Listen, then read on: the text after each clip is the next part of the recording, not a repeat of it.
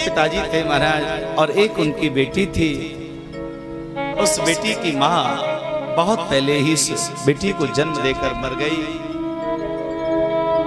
पिता और पुत्री दोनों रहते हैं। पिता ने अपनी बेटी के लिए बहुत ख्वाब सजोए। मेरी बेटी बड़ी हो जाएगी तो इसका विवाह बड़ी धूमधाम से करूंगा मैं। जब बेटी के विवाह का समय आया, संजोग कुछ ऐसा रहा कि मना विवाह से पूर्व ही वो बेटी का भी स्वर्गवास हो गया, वो बेटी भी मर गई।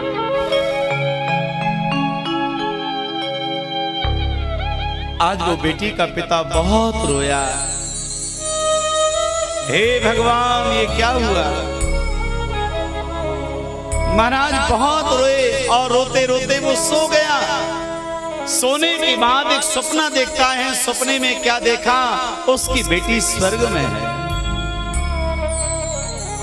और स्वर्ग में केवल वो नहीं महाराज, और भी हैं स्वर्ग में।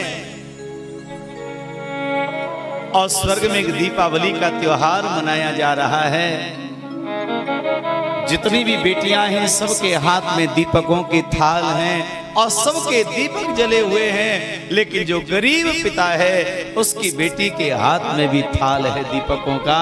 लेकिन आश्चर्य की बात यह है, उस बेटी के हाथ में जो थाल है, उस थाल में रखे जो दीपक हैं वो बुझे हुए हैं। कहा क्यों? बेटी बार बार दीपकों को जलाती है, फिर बुझ जाते हैं, फिर जलाती है, फिर शांत हो जाते हैं। पिता ने पूछ लिया, बेटी क्या बात है, तेरे दीपक क्यों बुझे हैं? बेटी ने कहा, पिताजी इन दीपकों को आप जलने नहीं दे रहे। क्यों? हे पिताजी, आप मुझसे इतना प्रेम करते हैं, आप मेरे लिए इतना रोते हैं कि आपके आंसू मुझे स्वर्ग में भी परेशान कर रहे हैं। मैं बार बार दीपक जलाती हूँ लेकिन आप इतना रोते हैं कि आपके आंसू इस दीपक के ऊपर गिरते हैं और दीपक शांत हो जाता है।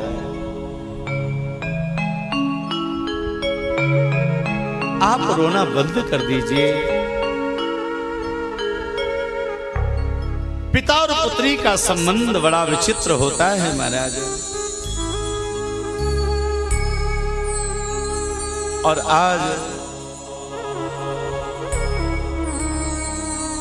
हिमांचल महाराज अपने आंसुओं को रोक नहीं पाए। सबने हिमांचल को आके समझाया कि महाराज अब ये आप ममता त्यागिए और पार्वती को विदा दीजिए। तब महाराज उन्होंने विदाई किया है। भगवान महादेव पार्वती और समस्त देवताओं को लेकर के कैलाश पहुंचे हैं। कैलाश पहुंचने के पश्चात भगवान महादेव ने सबको सम्मानित करके महाराज सबको विदाई दिया है। और महाराज अब भगवान शिव और पार्वती दोनों विराजे।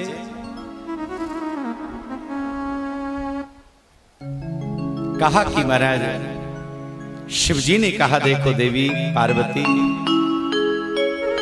अब तुम कैलाश पर आई हो,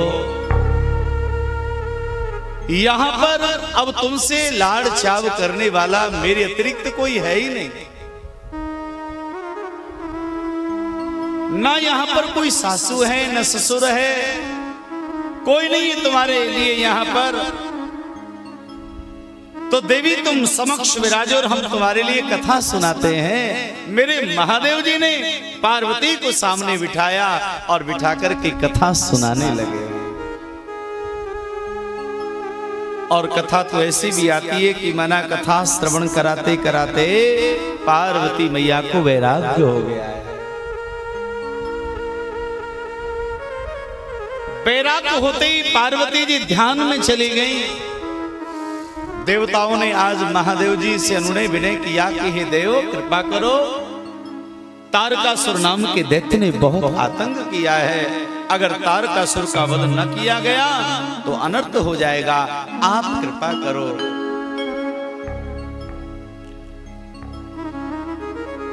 तो वर्णन आता है भगवान महादेव जी ने पार्वती का ध्यान किया और पार्वती जी का ध्यान करके आज उसी क्षण उन्होंने अपना तेज प्रकट किया और उसी के द्वारा महाराज कुमार कार्तिक प्रकट हुए और उन कुमार कार्तिक के द्वारा महाराज उस तारकासुर नाम के दैत्य का वध हुआ है। तब जन्म हो सठ बदन कुमारा, तारुक असुर समर जहि मारा। तारकासुर नाम के दैत्य का कुमार कार्तिक के द्वारा वध हो गया है। इस प्रकार से याज्ञवल्क्य मुनि ने आज भरद्वाज जी को शिव कथा सुनाई है। प्रश्न किया था राम कथा के लिए, लेकिन सुना दी शिव कथा। लेकिन भरद्वाज मुनि ने कोई शंका नहीं की, कोई प्रश्न नहीं किया। तो आज याज्ञवल्क्य मुनि गदगद हो गए और कहा, हे भरद्वाज, अब मैंने तुम्हारी परीक्षा ले ली है कि तुम राम कथा श्रवण के पक्के श्रोता हो, तुम योग्य हो। नहीं तो अब तक प्रश्न कर देते, महाराज आप मुझे राम कथा श्रवण कराइए, शिव कथा क्यों सुनाने। तो याज्ञवल्क्य कहने लगे, प्रथम मैं कहा शिव चरित, पूछा मर्म तुम्हारा, सुच सेवक तुम राम के, रहित समस्त विकार। कोई राम भक्त ही महादेव की कथा में तल्लीन हो सकता है, महादेव का भक्त ही राम कथा में तल्लीन हो सकता है। अब तुम धैर्य रखो और मैं तुम्हारे लिए राम कथा श्रवण कराता हूं।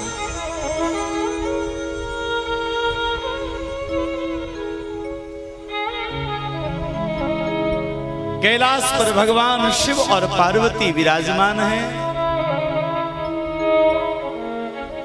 एक दिन भगवान महादेव बड़े आनंद मग्न होकर के विराजे हैं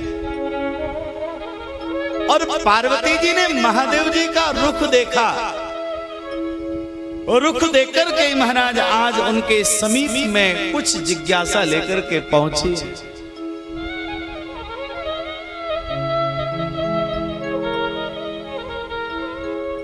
तो महाराज पहले रुख को समझना परम आवश्यक है। महाराज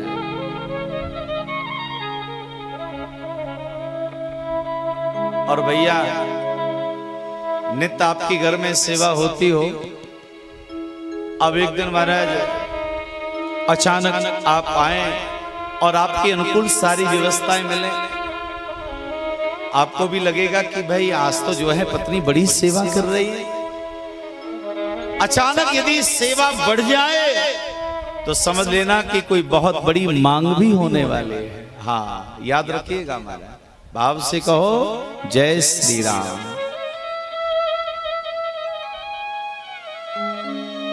तो इसी प्रकार से पार्वती मैया ने आज अवसर देखा, भगवान महादेव का महाराज स्वरूप देखा और बाबा जी वर्णन करते हैं।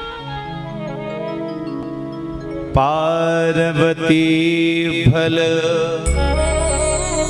अवसर जाने,